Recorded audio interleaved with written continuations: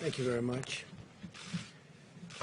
Let me begin by expressing our sadness at the passing of a wonderful man and a dear friend of mine, Herman Cain. He was a very special person. I got to know him very well. And unfortunately, he passed away from a thing called the China virus. And we send our prayers to Herman's great wife, Gloria, wonderful family. And I have to say, America grieves for all of the 150,000 Americans who had their lives taken by this horrible, invisible enemy. We mourn their loss as a nation. We mourn their loss as people that love one another. And we're working very hard to not only contain this horrible event, this horrible plague, it's what it is a plague, but also to come up with therapeutics and vaccines, and we're making a lot of strides. All over the world, they're having tremendous problems. A resurgence has taken place in many countries that people thought were doing well. Despite a wide range of approaches to the pandemic between countries, this resurgence in cases is occurring throughout large portions of our planet, in Japan, China, Australia, Belgium, Spain, France, Germany, Hong Kong, places where they thought they've really done great. It came back, and in a couple of cases came back very strongly. The virus was said to be under control, but new cases have risen very significantly once again. So when you think somebody's doing well, sometimes you have to hold your decision on that. You have to hold your statement. Since the beginning of June, daily new cases have increased by a factor of 14 times in Israel, 35 times, that's 35 times in Japan, and nearly 30 times in Australia, just to name a few. These were countries that were doing incredibly well. Leadership was being praised. Latin America now leads the world in confirmed infections. And with the scarcity of testing in Latin America, the true numbers, you have no idea what they might be. And I can say scarcity of testing almost anywhere except for our country. This disease is highly contagious and presents unique challenges to our border states.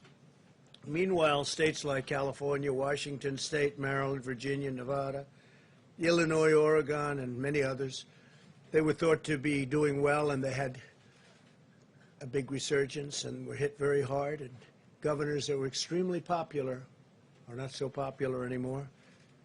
They were held up as models to follow, and then they got hit. Now, I'm not even saying it's their fault. It's probably not their fault.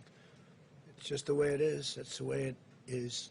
Highly infectious, one of the most infectious diseases that anybody has ever seen. Not since 1917, over 100 years ago, has anyone seen anything like what we're witnessing now. But these states have also seen the virus substantially rebound, and again, no one is immune. No one is immune. These facts illustrate the imposing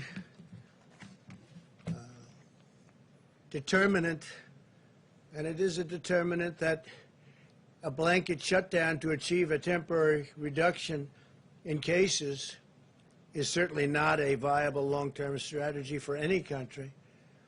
People are starting to understand the disease now. We certainly have understood a lot about the disease that we didn't have any idea.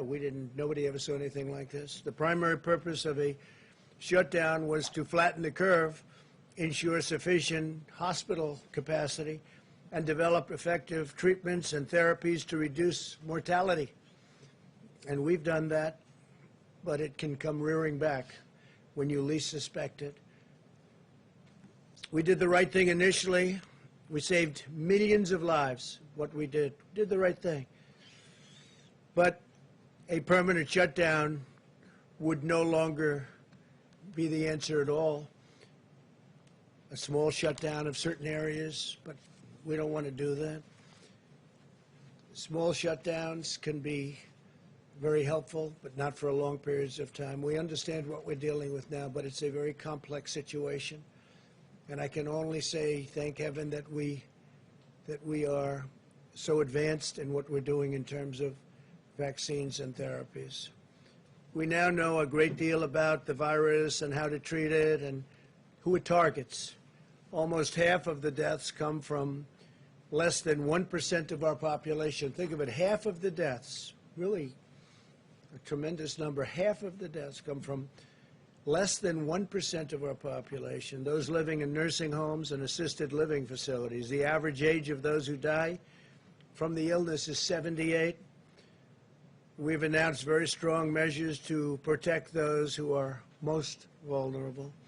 The scientific path forward is to protect those at highest risk while allowing those at lower risk to carefully return to work and to school with appropriate precautions. I'm once again urging the American people to protect their dear family and friends and anybody who's elderly, especially if somebody's elderly and they have heart problems, if they have certain illnesses. Diabetes is a very bad one, having to do with what we're discussing. But you want to protect the elderly and socially distance. Wear a mask if you cannot socially distance, and practice vigorous hygiene. Everyone, even healthy young people, should be taking extraordinary care to avoid infecting those at the highest risk from this terrible disease. The elderly and those with chronic health issues have to be protected. In the current hotspots across the Sun Belt, the data is showing very encouraging signs. Arizona, in particular, has crossed an important threshold. For every person with the virus, we're now seeing an average of less than one additional person infected, and the numbers are coming down and coming down very substantially. They're starting to come down in Florida. Arizona is really leading away. I was in Texas yesterday, and they're starting to come down significantly, we believe, in Texas. Need another few days to figure that one out, but it looks like they're coming down very significantly. Earlier today, I visited the Red Cross headquarters to discuss plasma therapy, which is a tremendous thing that they're looking at, and they have a lot of experience with it. Potentially life-saving treatments that infuse sick patients with powerful antibodies donated by those who have recovered successfully from this disease. More than 2 million Americans have recovered from the virus, and today we're asking them to visit coronavirus.gov, and volunteer to donate plasma. We need plasma. It's something that's been very effective, and we need plasma from those that were infected and successfully recovered, as most people do. Most people do. Plasma is one of the many promising treatments my administration is accelerating. We've secured over 90% of the world's supply of remdesivir, which is terrific, an encouraging antiviral drug that can effectively block replication of the virus. We've also approved the use of the widely available steroid, which has been very successful, dexamethasone, which has shown success even in patients at more advanced stages of the disease. On July 17th, we announced a $450 million agreement with Regeneron to build manufacturing plants and hundreds of thousands of doses of its antibody treatment, which is currently in late-stage clinical trials, moving along very rapidly. That's Regeneron. As a result of such significant strides in treatment, the mortality rate in those over the age of 18 is 85% lower than it was just in April. So in a very short period of time, think of that, just 85% lower than it was in April. It's a big statement. Now I want to provide an update on our efforts to ensure a strong economic comeback, including our negotiations on Capitol Hill. Throughout this crisis, my administration has taken the most aggressive action in history to rescue American workers. We love our American workers, and we've set records on job creation, records 2 months in a row. We enacted a $3 trillion economic relief package. The Paycheck Protection Program alone saved over 50 million jobs. We delivered $300 billion to direct cash payments to Americans. We approved $500 billion for our hardest hit industries. $500 billion. We allowed struggling homeowners to reduce or defer their mortgage payments, and we put a nationwide moratorium on evictions from federally backed properties. It was a big thing, very big thing. We also suspended student loan payments for 6 months, and we're looking to do that additionally and for additional periods of time. As a result of these extraordinary steps by the administration, we added a record 7 million jobs in the 2 months past alone. To ensure this comeback continues, which we think it will, we had great foundation to build on. We were the strongest country in the world, nobody close. We were outdoing everybody from China.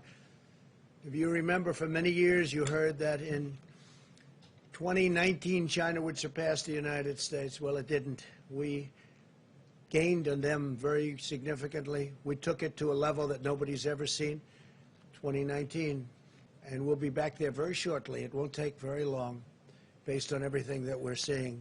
It's not going to take very long. I think next year is going to be an excellent year, maybe one of our best years ever from an economic standpoint.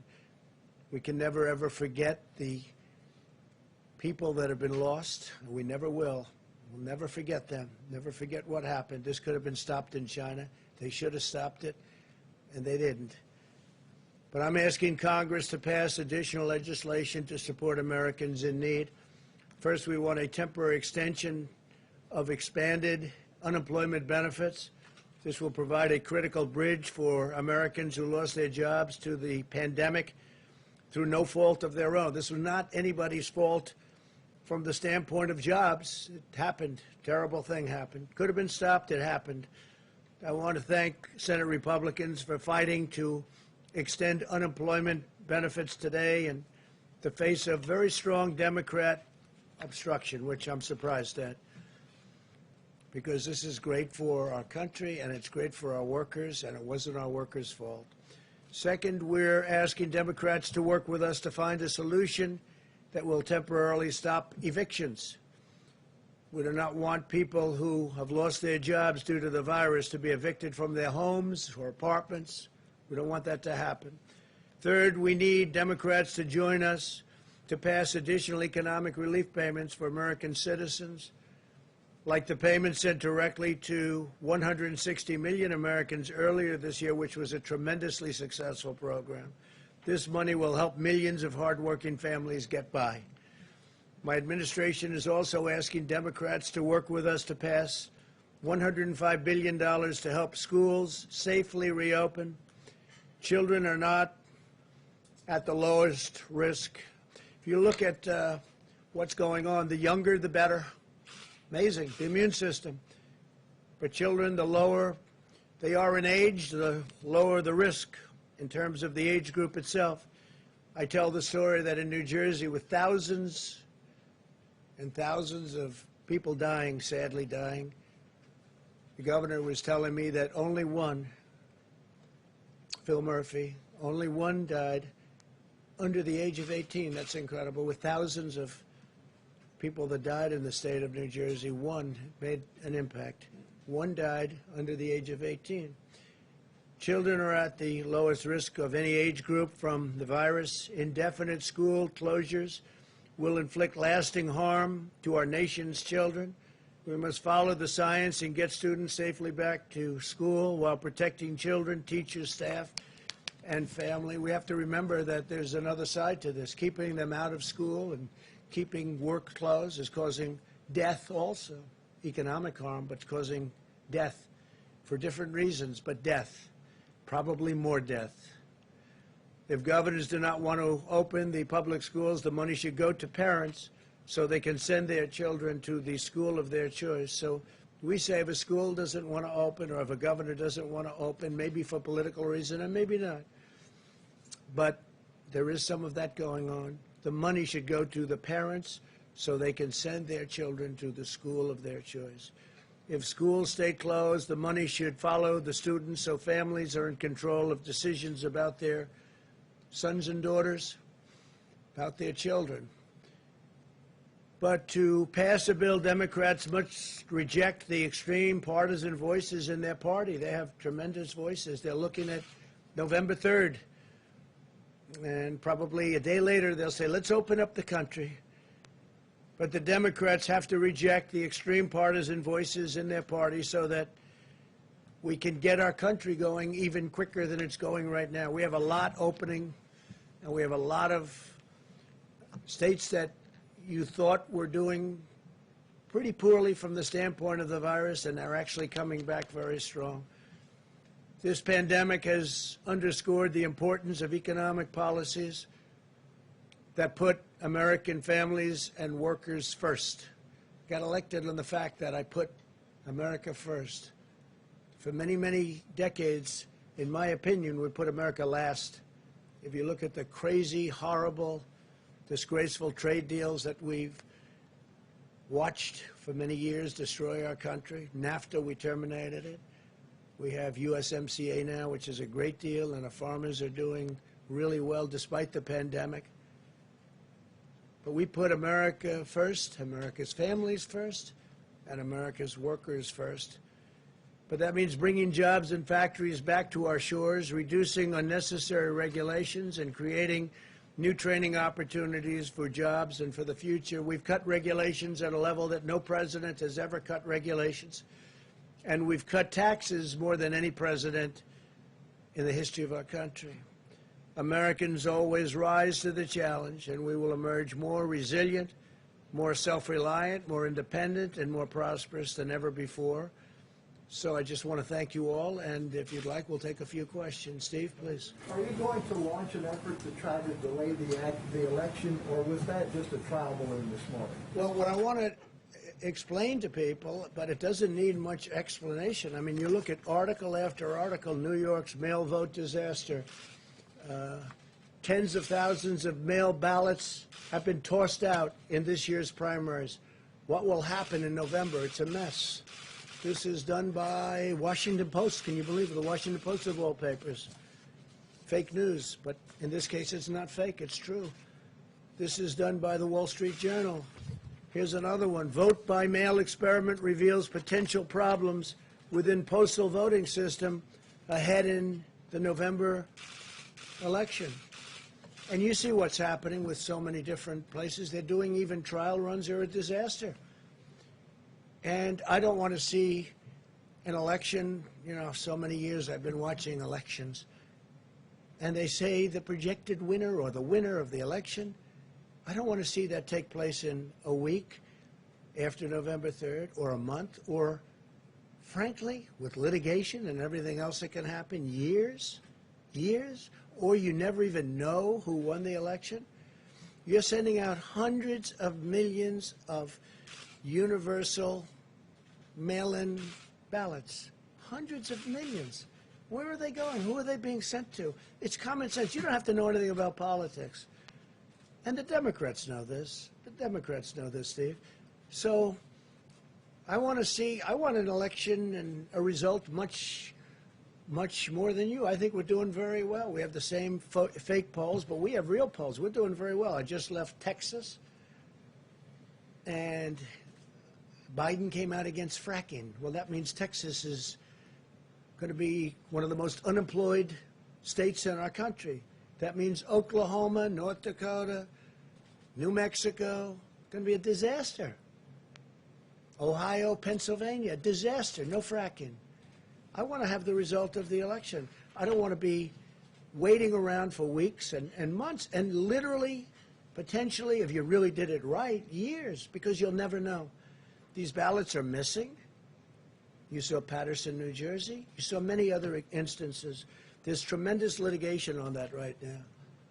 And That doesn't include absentee. Absentee is different. Absentee, you have to work, and you have to send in for applications. You have to go through a whole procedure.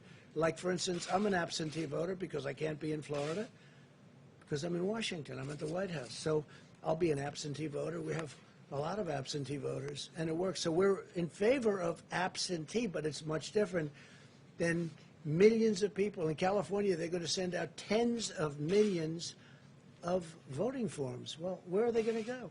You read where postmen are in big trouble now.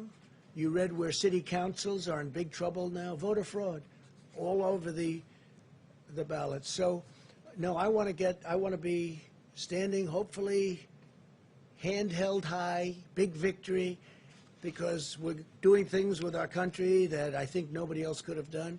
Our country is, despite this pandemic, which is devastating the rest of the world, by the way, devastating. One of the articles that came out was the world's COVID resurgence. This is the Wall Street Journal editorial, the main editorial yesterday in the Wall Street Journal. I don't always agree with them, but they have the world's COVID resurgence, countries hailed as models to see, and then they go, the virus returns at a level like they haven't even seen. We've been giving praise to certain countries, and the virus has now come to them like the first time. But it's a very interesting, and it talks about many countries where everybody was holding them up and saying what a great job they did. Well, it's just one of those things. Didn't work out so well. So we want to have an election. I'd love to see voter ID.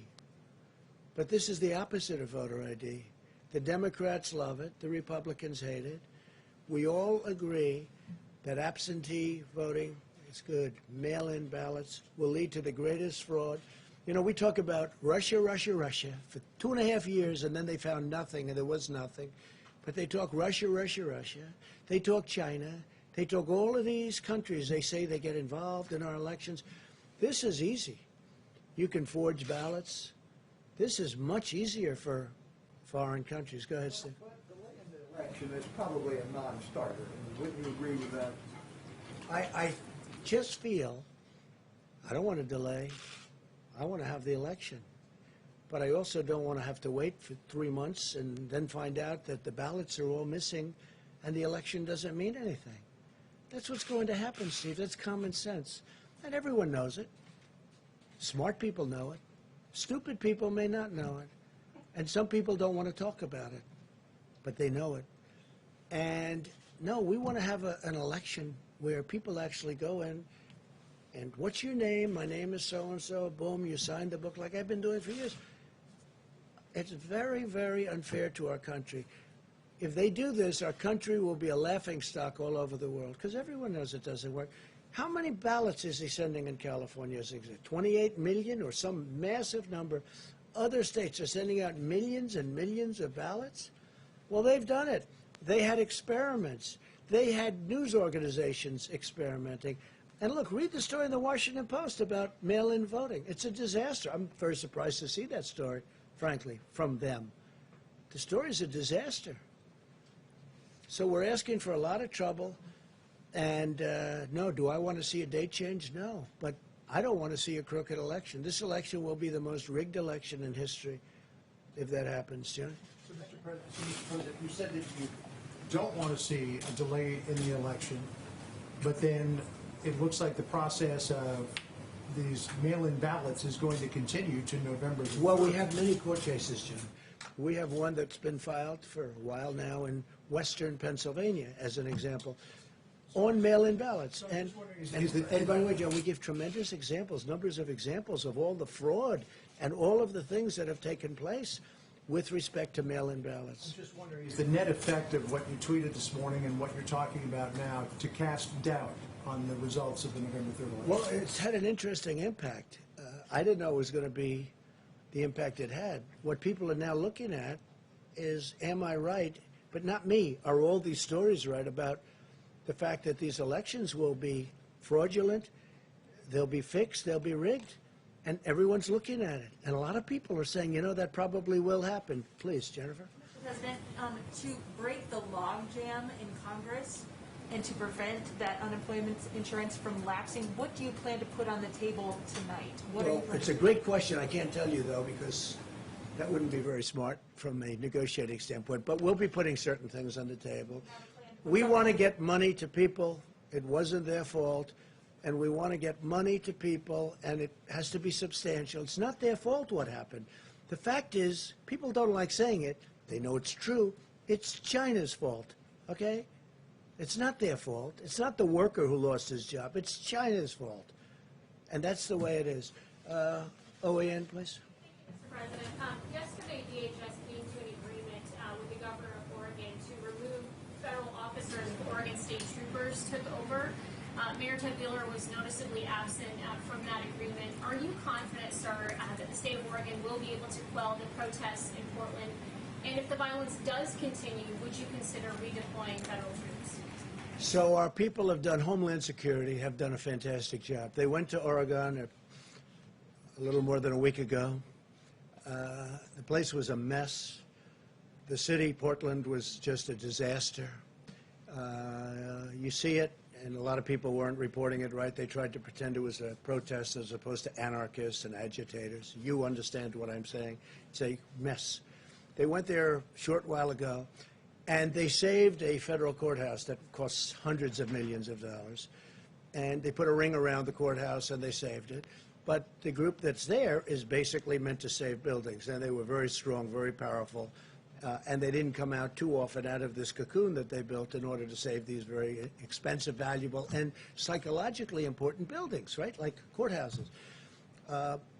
The governor and the mayor, we've been dealing with them, and we think they don't know what they're doing, because this should not have been going on for 60 days. It's not our job, unless in case of emergency, which I consider now to be an emergency, it's not our job to go in and clean out the cities. It's supposed to be done by local law enforcement. Yesterday, the governor worked a deal where they'll do it, we'll stand by, they'll do it, and that's good. Well, it was very good, but she didn't report it that way. What she reported was totally different. She said, I think Trump wants to take over the country. It's crazy. So what happened is, our people are staying there to see whether or not they can do it today and tomorrow. And if they don't do it, we will send in the National Guard and we'll take care of it. And we're telling right now these protesters, and many should be arrested, because these are professional agitators, these are professional anarchists, these are people that hate our country. We're telling them right now that we're coming in very soon. The National Guard, a lot of people, a lot of very tough people. And these are not people that just have to guard the courthouse and save it. These are people that are allowed to go forward and do what they have to do. And I think that makes the governor's job and the mayor's job a lot easier. So they're working today and probably tomorrow to clean out this beehive of terrorists. And if they do it, I'm going to be very happy. And then slowly we can start to leave the city. If they don't do it, we'll be sending in the National Guard. Please. Mr. Trump, given what's happening with Major League Baseball, and now today the Rutgers football team is quarantined, how can you assure people that schools will be safely reopened? So can you assure anybody of anything? I do say, again, young people are almost immune to this disease. The younger, the better. I guess they're stronger. They're stronger. They have a stronger immune system. It's an incredible thing. Nobody's ever seen this before. Various types of flu will hurt young people more than older people. But young people are almost immune. If you look at the percentage, it's a tiny percent of 1%. It's a tiny percent of 1%. So we have to have our schools open. We have to protect our teachers. We have to protect our elderly. But we do have to have our schools open. Mr. President? Yeah, please, go ahead. Mr. President, a week ago you said you're in the process of developing a strategy that's going to be very powerful involving the coronavirus. Where is that strategy? Well, I think you're seeing it, and I think you will see it. And one of the things that we've done that we're getting, it hasn't been utilized fully yet, but we're all set to march when it comes to the vaccine. We have great therapeutics that are testing very well, and we have great vaccines from incredible companies, Johnson & Johnson and Pfizer and Merck and all of these great companies, and they're doing very well. And the delivery system is all set. logistically. We have a general that's all he does is deliver things, whether it's soldiers or other items. And I think you're going to see something that's going to be spectacular. The FDA has approved things at a rate that's a tiny fraction of what it would take during another administration, let's say. We are way ahead on vaccines, way ahead on therapeutics, and when we have it, we're all set up with our platforms to deliver them very, very quickly. The vaccines are doing well, the therapeutics are doing well, and we're all set to deliver them as soon as we have them, and that's going to be very soon. Thank you very much. Thank you.